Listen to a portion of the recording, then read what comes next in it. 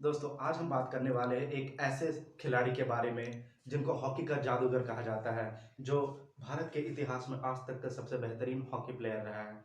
हम बात कर रहे हैं मेजर ध्यानचंद के बारे में। उनका जन्म 29 अगस्त 1905 को हुआ था। वे एक साधारण से ब्राह्मण परिवार में जन्मे हुए थे।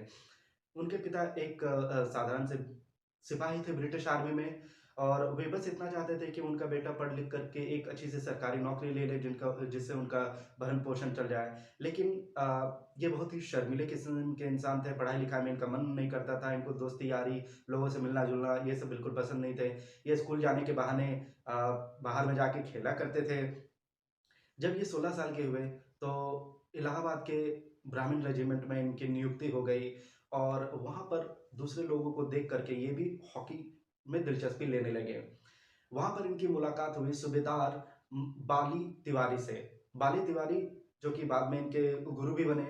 जब उन्होंने देखा कि हॉकी में इनकी जो पकड़ है वो सबसे अलग है, जिस तरह से ये हॉकी स्टिक घुमाते थे, ये अलग ही था, अद्भुत था।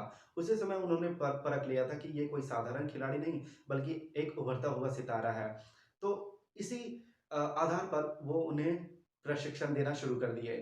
अब मेजर ध्यानचंद इतना डेडिकेटेड थे हॉकी के लिए कि दिन में तो वो आर्मी थे, रात में वो चांदनी रात का इंतजार करते थे। जब चांदनी रात पूरे पीक पे होता था, तब वे अकेले हॉकी स्टिक और एक गेंद लेकर के मैदान पे उतर जाते थे, और चांदनी रात में वो प्रैक्टिस करते थे। आपने सुना होगा कि अब्राहम लिंकन स्ट्रीट लैंप के नीचे बैठ के पढ़ाई करते थे, लेकिन उन दिनों इंडिया में, कम से कम इंडिया में तो स्ट्रीट लैंप नहीं होते थे, इसीलिए वो चांदनी रात का इंतजार करते थे।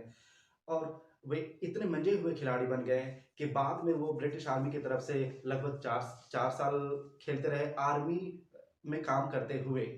बाद में उनका आप कह सकते हैं कायाकल्प तब हुआ जब उन्हें नेशनल टीम, भारतीय नेशनल टीम में सिलेक्शन हुआ, और ये इतिहास में पहली बार हुआ कि भारतीय नेशनल टीम एक विदेशी दौरे पे गई, वो भी न्यूजीलैंड गई।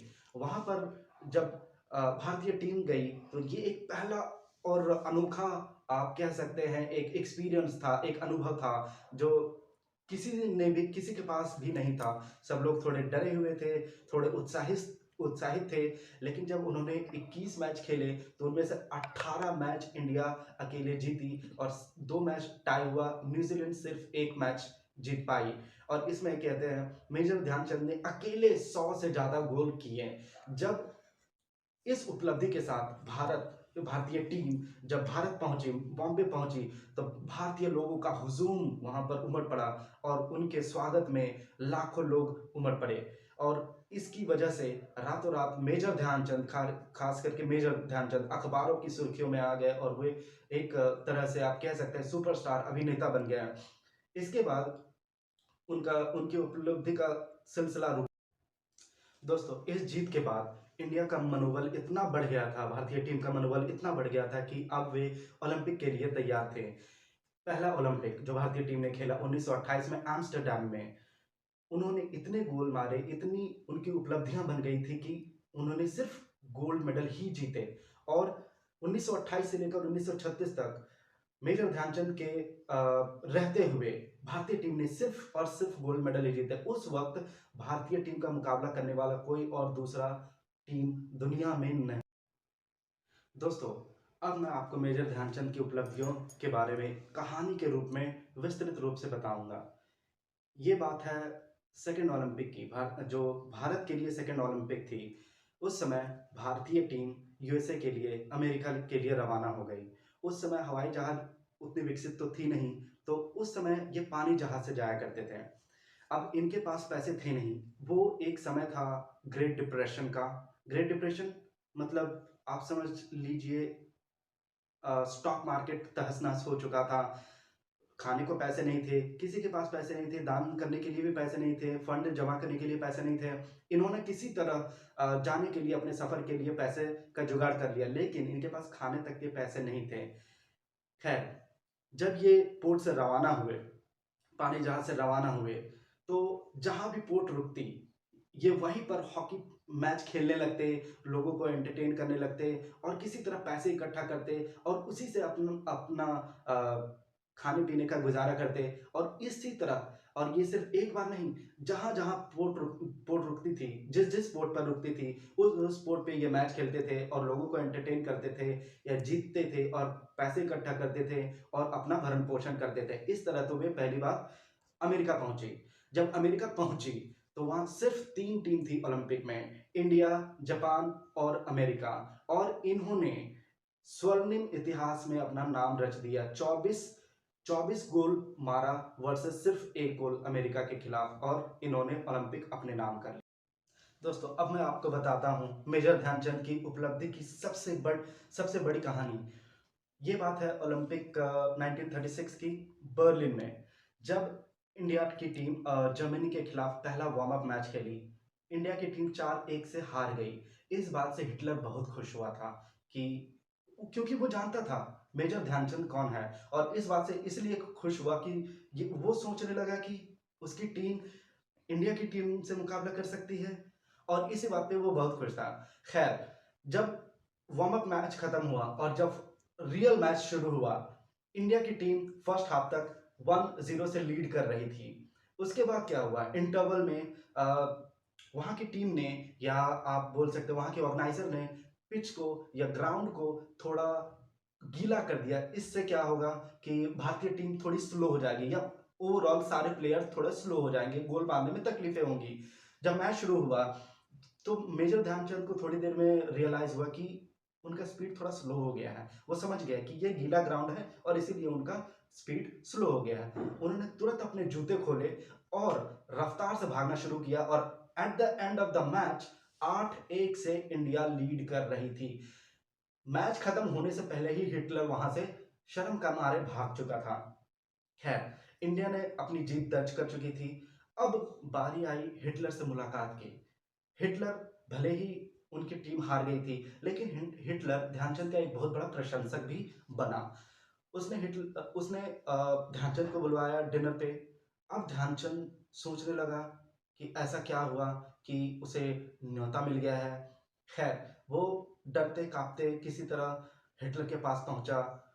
हिटलर ने उसे एक बहुत ही हाई रैंक, कर्नल लेवल का रैंक सौंपने की बात कही कि आप आ जाओ, हम आपको ये कर्नल लेवल का रैंक देंगे, प्लस आप जर्मनी की तरफ से हॉकी खेलो। लेकिन आप कह सकते हैं कि ध्यानचंद सिर्फ एक प्लेयर ही नहीं, वो एक देशभक्त भी थे। उन्होंने कहा, मेरे देश ने बनाया है, मुझे मेरा देश ही बनाएगा, मैं अपने देश के लिए ही खेलूंगा। और ये बात कह के उन्होंने समाप्त की। हिटलर ने बोला, आप करते क्या हो? उन्होंने कहा, मैं एक सिपाही हूँ या एक लांस नायक हूँ। तो हिटलर ने कहा कि इससे आपको 10 गुना ज्यादा तनख्वाह मिलेगी। तो इस बात में उन्होंने कहा कि इसकी जिम्मेदारी मेरी है, मुझे अपने देश को बनाना है, मेरा देश मुझे नहीं बनाएगा। इस तरह की उनकी सोच थी। ये कहकर उनकी वार्तालाप वहीं पे खत्म हो गई। इस बात पे सारी टीम, और आप कह सकते हैं उनका नाम सुर्खियों पे आ गया। हिटलर को ना कहने वाला पहला भारतीय था। अब सुनाता हूँ आगे की दिलचस्प कहानी। एक बार तो ऐसा हुआ कि भारतीय टीम का मैच था हॉलैंड के साथ। अब उस मैच में मेजर ध्यानचंद ने इतने गोल मारे, गोल मारते गए मारते गए मारते गए। जब मैच खत्म हुआ तो मैच के जो ऑर्गेनाइजर थे, उन्होंने मेजर ध्यानचंद के हॉकी स्टिक को टुकड़ों में तोड़ दिया। अब इससे सब लोग आश्चर्यचकित हो गए कि हो क्या रहा है। वो एक्चुअली चेक कर रहे थे कि कहीं इसमें कोई मैग्नेट या कोई किसी तरह का यंत्र टेक्नोलॉजी तो नहीं है जिससे वो गेंद को हॉकी से चिपका के रखते हैं।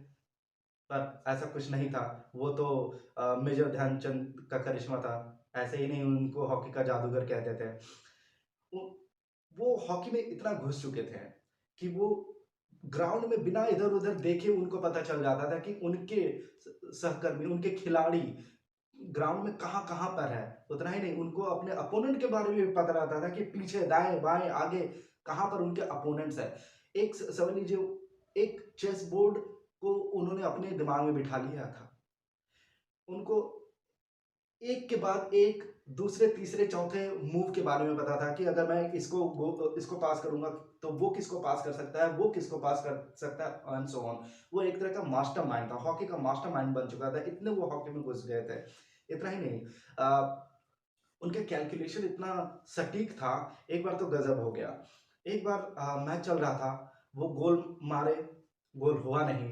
तो उनका अंदाज़ा ये था कि गोल पोस्ट छोटा है, तो उन्होंने रेफरी से बोला कि भाई आपका तो गोल छोटा है, गोल पोस्ट छोटा है, रेफरी माने ना। इन्होंने अब ये मेजर ध्यानचंद एक बड़े नाम बन चुके थे, इन्होंने उनसे झगड़ा कर दिया कि नहीं आपको मेजर करना ही पड़ेगा, ये गोल पोस्ट आपका छोटा है। और जब वो नापा गया तो सच में गोल पोस्ट छोटा निकला। उसके बाद फिर उस मेजरमेंट के हिसाब से गोल पोस्ट को बढ़ाया गया और उसके बाद इन्होंने गोल पे गोल, गोल पे गोल, कई गोल दागे।